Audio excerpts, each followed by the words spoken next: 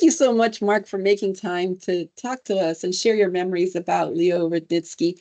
You've known him for the better part of your life. You met him back in 1981, 44 years ago. And over the decades, you became essentially a son to him. Tell us a little bit about first meeting him. Yeah, it was back in September of '81, right after Labor Day. My foster father took me over to the office to show me where it was, and walked in, took me up to Dr. Rudnytsky's door and said, "This kid's your problem," and then walked out the door, left me with Dr. Rudnytsky, who essentially took me under his wing at that point. He taught me German literature and English the first year, and then German language, eventually Russian, Ukrainian literature, and we did German language literature in German. And eventually sponsored me for a Fulbright, wrote me a recommendation for grad school, actually twice, once for Notre Dame, once for my MBA program. So yeah. Did you get the Fulbright? I did. I ended up in Frankfurt.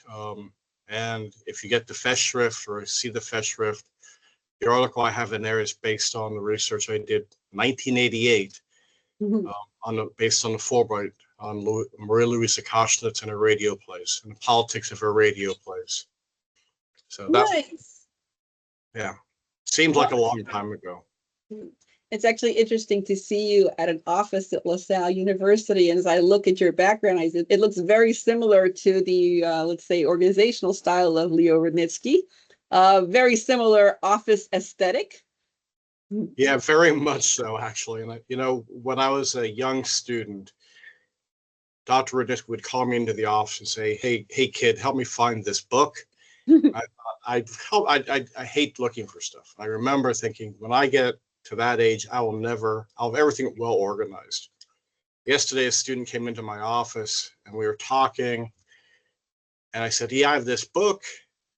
And I started looking at my shelf and I couldn't find it. And I said, "Hey, kid, would you mind checking to see if you can find the book on my shelf?" It's like, oh my gosh, they say you become like the people that mentor you. It's like hear the words coming out of my mouth. It's like, there's Dr. Rudnytsky kind of living out in my mouth.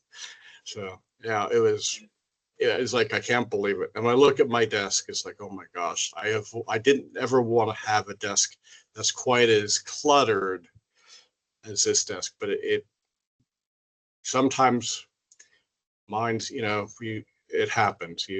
People teach you stuff in ways that you don't even know you're being taught. You've mentioned in the past that your own students now, as a college professor, see glimpses in you of what you saw in Leo Rudnytsky. And I'm wondering if you could talk a little bit about that, both like him as a teacher and then maybe you as a teacher. And you mentioned the word mentoring, maybe a little bit how that mentoring is coming across. I'm sorry, I know this is hard. No.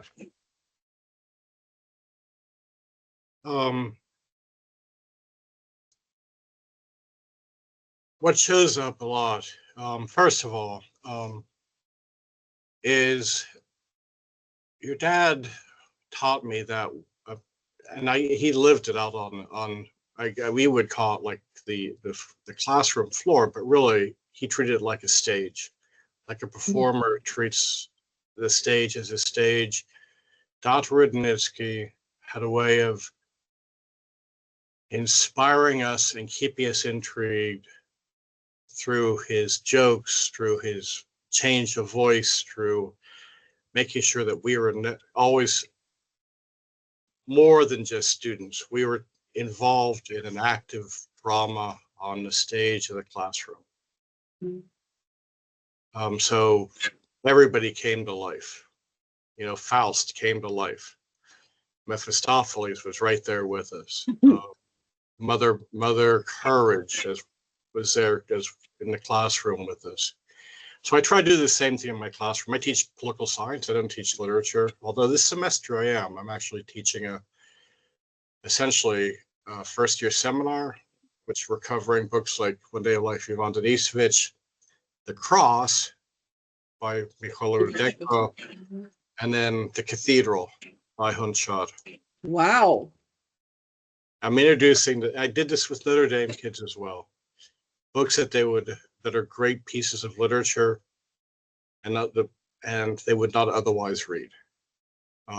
and taking them to a different part of the world they've never been, at least in their minds. They get to travel to Ukraine and experience the Holodomor. They get to see the industrialization in the cathedral.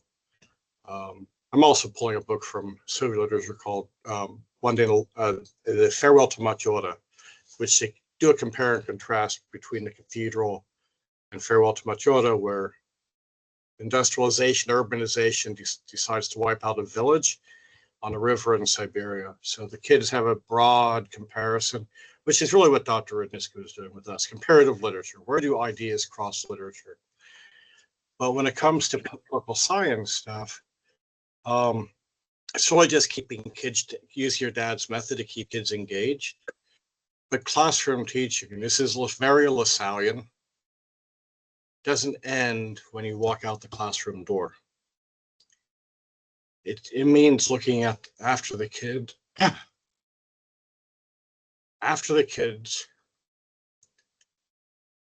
for every little concern. I think the biggest compliment is that right now, like when you and I, Katis, were in your dad's office, my door's open. People come in here and just sit and talk. Some will tell me their problems. Some will just sit here and read books. We joke, but they feel comfortable enough to get mentoring about. Yesterday, I talked to somebody about their careers and how we get from here to where they want to be. Another student came in, I don't want to violate any of the federal laws about health, but she came in, sat down, and started telling me about, she just, as a senior, got diagnosed with ADHD, and she didn't know how to handle it. And that has nothing to do with political science, but it's everything to do with making somebody into a whole person.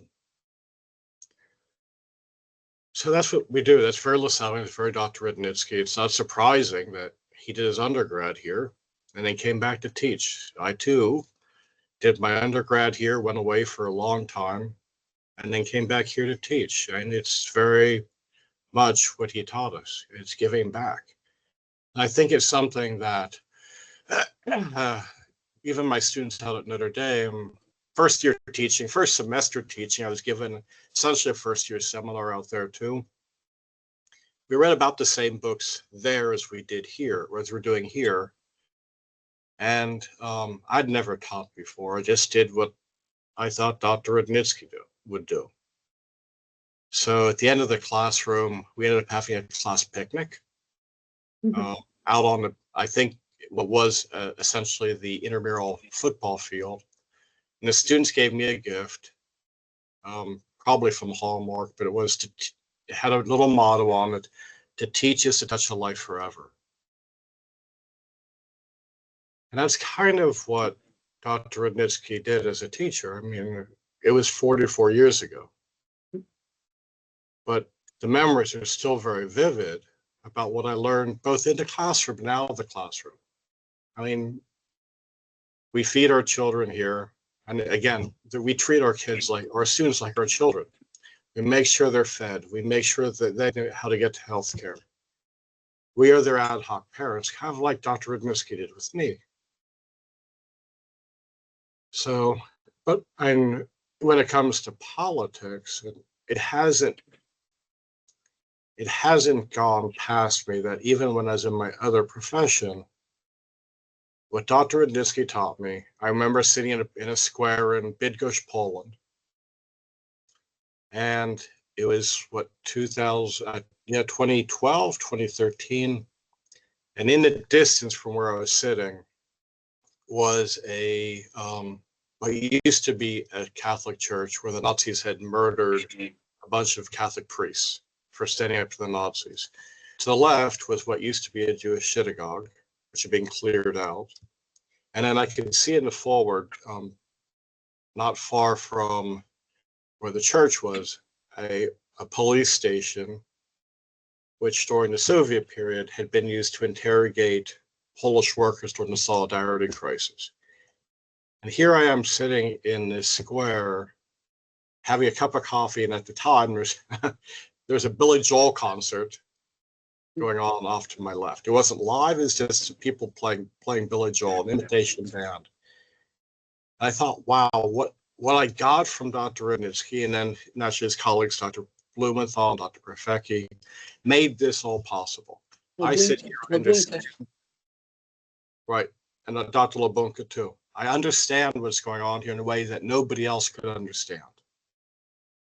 And I thought it was kind of surreal. And when I got done that night, I went to a card store and I bought both Dr. Blumenthal, Dr. Rudnytsky, Dr. Profecki thank you cards. And this is what, 40 years after the fact? Maybe not 40 years. It would have been at that point, 2012 would have been 30 years after the fact. And thought how much they had done for me in the course of 30 years. And then in a bigger picture, whenever where I went while I was with the government, Dr. Rudnytsky did things to keep the spirit of freedom alive in the darkest days of Ukraine. Be it through just working with the newspaper Medica Katya, working through St. Sophia, working through Uku, making sure that even as some Americans, as monolingual mammals, as they used to call us, would actually understood where Kiev was, where Ukraine was, where Lviv was, and not letting, and literature keeps politics alive. Why do I teach literature and politics? Because literature is the spirit of the people. Shevchenko knew that, Franco knew that, Leszek Ukrainka knew that. It's the heart. And it doesn't let this, you can't kill the human spirit. And Dr. Rudnytsky taught me that. You keep the literature, you keep the culture alive, the human spirit lives, it will fight for freedom. And I kept that in mind everywhere I went. No matter whether Ukraine or Serbia or Bosnia, the literature is important. Read the literature, you understand people. Thank you. That is a beautiful tribute to him. Mark, he was very lucky to have you as a student and as a friend. And I know you visited him up until the very end of his life. You would come and you would read to him and sit with him, and very much appreciated. Thank you for taking the time to share these memories with us. You're welcome, Kat. It's a pleasure.